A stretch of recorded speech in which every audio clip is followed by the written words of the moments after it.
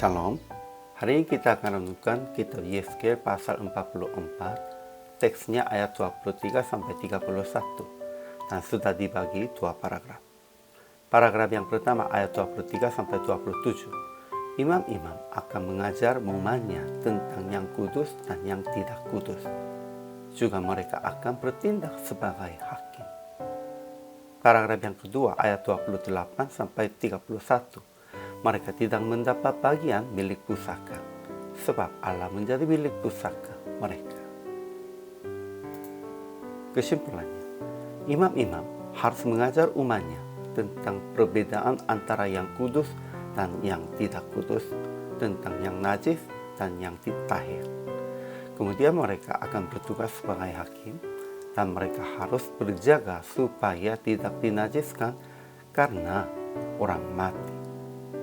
Hanya ketika mati keluarganya menajiskan dirinya.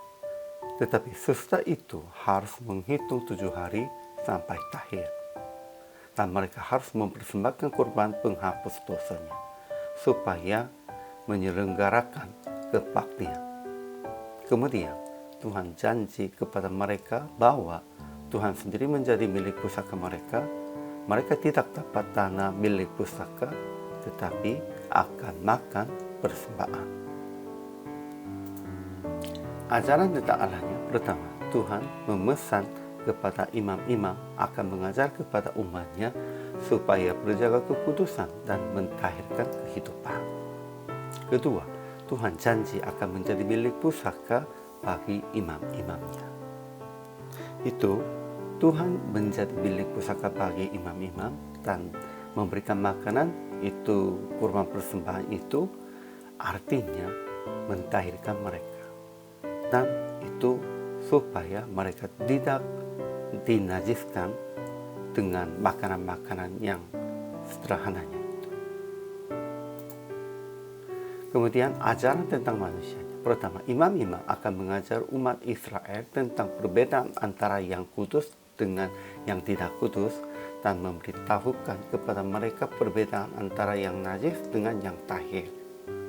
Kedua, imam-imam akan bertugas sebagai hakim, dan mereka harus berjaga kekudusan dan kesucian dengan mentahirkan diri dalam segala hal.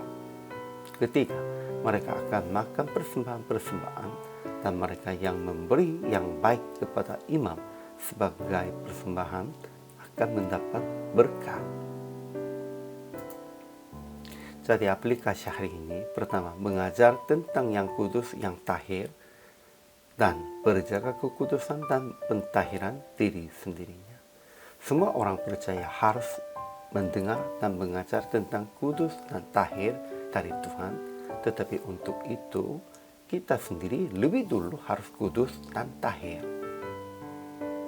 Kedua, percaya bahwa Tuhan menjadi milik pusaka bagi Anda, dan saling menolong supaya mencukupi orang-orang dengan kepunyaan dari Tuhan.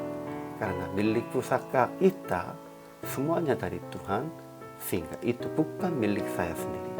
Harus menolong dengan ini orang-orang lain. Jadi akhirnya PR praktik hari ini, tetap usaha supaya hidup yang suci, yang kudus, yang tahir, dengan menepati ketetapan Tuhan dan menguduskan hari Minggu, dan memberitahukan keadilan Tuhan dengan kehidupan Anda yang menolong dengan milik dari Tuhan. Inilah kehidupan hari ini, dan inilah tugas bagi kami dan tanggung jawab kami. Hari ini juga selama melayani, Tuhan Yesus memberkati.